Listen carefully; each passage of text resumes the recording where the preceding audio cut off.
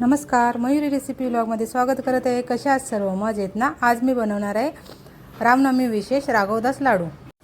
साखरेचा पाक कसा ओळखायचा आणि कुठपर्यंत साखरेचा पाक करायचा आणि एकदम अशी चण्याची डाळ किती भिजवायची, काय करायचे, अगदी स्पष्ट पण सविस्तर अशी आपण ही कृती बघणार आहे। तर चला आता आपण सुरुवात करूया।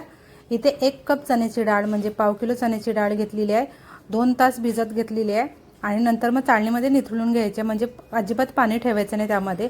आणि मिक्सरमध्ये आपण प्लस पॉईंटवरती 30 सेकंदासाठी आपण फिरवून घ्यायचं आहे, म्हणजे जास्त बारीक पण नाही आणि जास्त जाड पण नाही।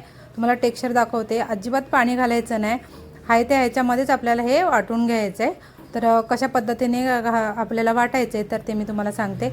रवाळ असं आपण उपम्यासाठी रवा कसा हे करतो तसा रव्यासारखं आपल्याला हे वाटून घ्यायचं आहे आणि एकदम बारीक असं पण नाही आणि जाडं पण नाही। हे बघा अशा पद्धतीने हे चांगलं असं वाटून झालेलं आहे। अशाच पद्धतीने दुसरी बॅच आहे ती पण मी वाटून घेणार आहे। हे बघा अशा पद्धतीने हे सर्व वाटून झालेलं आहे। आता साहित्य बघूया। हे वाटलेली डाळ आहे, चणा डाळ, तर ती घेतलेली आहे। यामध्ये मी अर्धी वाटी ओलं खोबरं घेतलेलं आहे, खवलेलं खोबरं घेतलेलं आहे, पाव वाटी साखर घेतलेली आहे, म्हणजे पाव किलोचं प्रमाण आहे तर पाव किलो साखर घेतलेली आहे। त्यामध्ये आपल्याला पाक करण्यासाठी पाव वाटी पाणी लागणार आहे आणि 1 वाटी हे लागणार आहे, आपल्याला साखर लागणार आहे। तरी पाकामध्येच मी पाण्यामध्येच इथे मी केशर घातलेलं आहे भिजत, म्हणजे चांगला कलर येण्यासाठी। आणि त्यामध्ये आता आपण पाक करण्यासाठी ठेवून देऊया। इथे 4 ते 5 चमचे मलाई घेतलेली आहे, तुम्ही मलाईच्या ऐवजी मिल्क पावडर पण वापरू शकता। आणि पातळ केलेलं तूप घ्यायचे, हे ते शुद्ध गाईच्या तुपामध्ये मी करत आहे आणि छान असं हे तूप आहे। आम्ही नाशिकला गेलेलो तेव्हा आणलेलं नाशिकवरून। आता यामध्ये आपण काजू आणि बदाम थोडेसे रोस्ट करून घेऊया, म्हणजे थोडेसे तुपामध्ये असं भाजून घेऊया, म्हणजे क्रंचीनेसपणा छान येतो लाडूमध्ये। आता काजू बदाम आपण काढून घेऊया एका साईडला आणि त्यामध्ये चणा डाळ आपण जे वाटून घेतलेली आहे तर ती घालून घ्यायची आहे। आणि एकदमच तूप नाही घालायचं, जसं लागेल ना तसं थोडं थोडं तूप घालायचं आहे। टोटल मला यामध्ये 1 वाटी आणि अजून वरती 4 ते 5 चमचे तूप लागलेलं आहे, म्हणजे वाटीचं प्रमाण घेतलेलं आहे। 1 वाटी चणा डाळ घेतलेली आहे, 1 वाटी साखर घेतली आहे, त्यामध्ये पाव वाटी पाणी घेतलेलं आहे साखर पाक करण्यासाठी आणि 1 कपापेक्षा जास्त थोडं तूप लागलेलं आहे।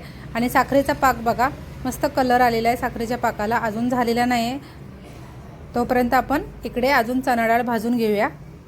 चणा डाळ भाजण्यासाठी 15 मिनिटे लागतात। मंद आचेवरती आपल्याला भाजून घ्यायचे, फास्ट गॅसवरती भाजले तर लाडूला चव येणार नाही, चांगले लाडू लागणार नाहीत। तर मंद आचेवरती आपण हे लाडू हे करून घ्यायचे, ते डाळ भाजून घ्यायचे। आणि त्यामध्येच थोडी भाजून झाल्यानंतर आपण यामध्ये खोवलेलं खोबरं आहे तर ते पण घालून घ्यायचे, म्हणजे ते पण ओल्या खोबऱ्याचा आहे ना, ते ओलावा आहे तो पूर्णपणे निघून जाईल आणि लाडू आरामशीर 8 दिवस टिकतील। आता हा पाक तयार झालेला आहे, वरून असे बुडबुडे आले की समजायचं पाक तयार झालेला आहे आणि चमच्यातून बघा थेंब कसं पडत आहे। आता आपण एका डिशमध्ये साखरेचा पाक थोडासा काढून घेऊया आणि बघूया झालं आहे की नाही ते। मी गॅस बंद केलेला आहे। साखर जर खराब असेल तर थोडंसं यामध्ये दूध घालून साखरेची वरची मळी काढून घ्यायची, पण साखर स्वच्छ होती म्हणून तर मी याच्यामध्ये दुधाचा थेंब नाही घातलेला आहे। आता अजून खोबरं आणि डाळ अजून भाजून घ्यायचे आहे। पूर्ण खोबऱ्याचा कलर आहे ना चेंज झाला पाहिजे यामध्ये। आत्ता डाळीचं मिश्रण कसं दिसते बघा, आणि नंतर पूर्णपणे भाजून झाल्यानंतर पूर्ण चेंज झालेलं असेल। यामध्ये आता आपण मलाई घालायचे आहे, 4 ते 5 चमचे मलाई घेतलेली आहे। आता मलाई, खोबरं आणि डाळ आहे ते पूर्ण याच्यामध्ये भाजून घ्यायचं आहे, एकत्र करून घ्यायचं आहे मंद आचेवरती। आता पुन्हा याच्यामध्ये मी 4 ते 5 चमचे तूप घालत आहे। आता पुन्हा आपण हे मंद आचेवरती सतत असं हलवत राहायचं आहे आणि परतून घ्यायचं चांगलं असं। आता हे छान असं आपण हे परतून घ्यायचं आहे। हे बघा अगदी मोकळं सुटसुटीत व्हायला पाहिजे। आता जे गोळे दिसते डाळीचे तर ते तसं नाही दिसायला पाहिजे। आणि ते पाक थंड करण्यासाठी ठेवलेले आहे बघा। पाक 1 तारी झालेला आहे, 1 तारी पाक पाहिजे आपल्याला, 2 तारी नको। अशी तार तुटता आली पाहिजे, म्हणजे बघा तार तुटते, 1 तार होऊन तार तुटली का जाते, म्हणजे आपला पाक तयार झालेला आहे छान असा। ह्याच्या पुढे पाक गेला तर लाडू कडक होतील। आणि हे बघा अजिबात खाली असं पसरत नाही आहे पाक, तिथल्या तिथे जमा होतो आहे. आणि आता हे बघा, एक 5 मिनटानंतर छान असं हे डाळीचं मिश्रण आपण लाडूचं केलेलं आहे.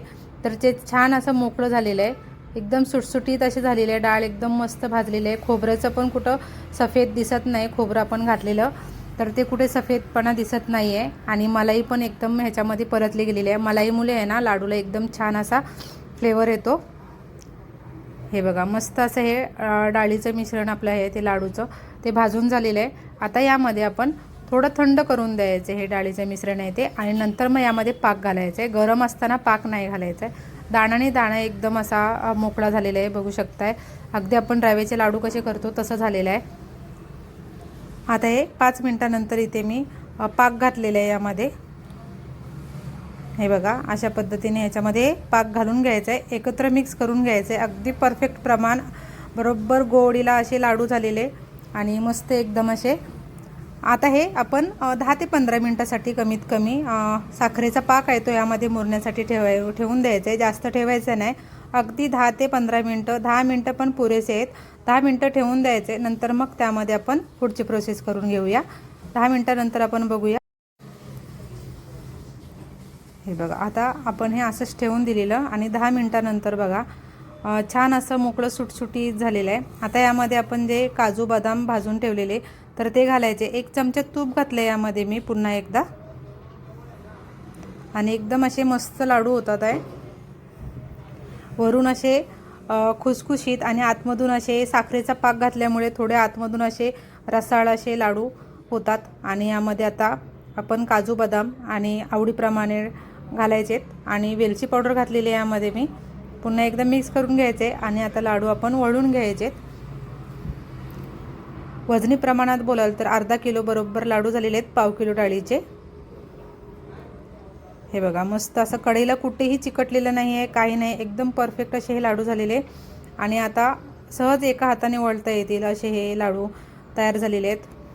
वरून गुलाबाच्या पाकळ्या लावून घ्यायच्यात, सुकलेल्या गुलाबाच्या पाकळ्या आहेत ह्या, आवडीप्रमाणे सहज अगदी वळता येतात ते लाडू. आणि एकदम मस्त असे छान पद्धतीने तयार झालेले आहेत लाडू. आणि आरामशीर फ्रीजशिवाय 8 दिवस टिकतील हे लाडू बाहेर. हे बघा, कारण आपण यामध्ये दुधाची साय घातलेली आहे त्यामुळे, आणि चणा डाळ पण भिजवून घेतलेली आहे त्याच्यामुळे. अशाच पद्धतीने हे सर्व लाडू तयार करून घेणार आहे मी. एक एक गुलाबाची पाकळी वरून लावून घ्यायचे. आणि रामनवमी विशेष आपले हे मस्त असे हे लाडू तयार झालेले आहेत. आणि दाबून बघितलं तर बघू शकता जास्त तूप झालेलं नाही, बरोबर अगदी परफेक्ट प्रमाणामध्ये तूप झालेलं आहे. 1 वाटीच्या वरती 4 ते 5 चमचे तूप लागलेले आहे. आणि हाताला कुठेही चिकटत नाही, काही नाही, एकदम मस्त असे हे लाडू तयार झालेले आहेत. हे बघा, आणि ड्रायफ्रूट्स घातल्यामुळे ते मधून मधून पण दिसत आहेत. अशाच प्रकारे हे सर्व लाडू मी वळून घेणार आहे. अशाच पद्धतीने हे सर्व लाडू करून घेणार आहे मी. आणि केशर आपण घातलेले त्याच्यामुळे कलर पण एकदम मस्त आलेला आहे याच्यामध्ये. आणि टोटल हे 20 लाडू तयार झालेले आहेत 1 वाटीच्या प्रमाणामध्ये, म्हणजे पाव किलोचे वाटीचं प्रमाण आहे तर ते त्यामध्ये 20 लाडू तयार झालेले आहेत मीडियम साईजचे. अशा पद्धतीने हे बघा, दोन्ही हाताने पण करू शकतो, एका हाताने पण करू शकतो. मी तुम्हाला दाखवत आहे, पहिल्यांदा एका हाताने केले, नंतर दोन्ही हाताने वळून दाखवले. एकदम मस्त असे लाडू झालेले आहेत. आणि अजिबात कुठे चिरा वगैरे जात नाही, परफेक्ट पाक झालेला आहे, जास्त पण नाही कमी पण नाही. लास्टचा लाडू हे बघा, लास्टचा लाडू मी वळून घेतलेला आहे, एकदम मस्त झालेलं आहे आणि अजिबात काही सारण राहिलेलं नाही. आणि कढई पूर्ण साफ अशी आहे. तर अशा पद्धतीने आपले हे राघवदास लाडू स्पेशल रामनवमी तयार झालेले आहेत. तुम्हाला जर ही छोटीशी व्हिडिओ आवडली तर लाईक, शेअर आणि सबस्क्राईब करायला विसरू नका. धन्यवाद. खात राहा आणि मस्त राहा. कलर बघा किती सुरेख आलेला आहे. आणि यामध्ये गुलाबाच्या पाकळ्या घातलेल्या आहेत त्याच्यामुळे अजूनच मस्त दिसत आहेत लाडू हे. आणि तुम्हाला यामध्ये मी एक लाडू तोडून दाखवते. हे बघा, एकदम सुरेख असे साजूक तुपातले राघवदास लाडू तयार झालेले आहेत. एक तोडून दाखवते. हे बघा, वरून असे खुसखुशीत झालेले आहेत आणि आतमधून असे साखरेचा पाक अजून ओलसरपणा आहे ह्याच्यामध्ये लाडूमध्ये. आणि बघा एकदम मस्त असे लाडू तयार झालेले आहेत. चला भेटूया पुढच्या नवीन व्हिडिओमध्ये. बाय आणि सबस्क्राईब नक्की करा.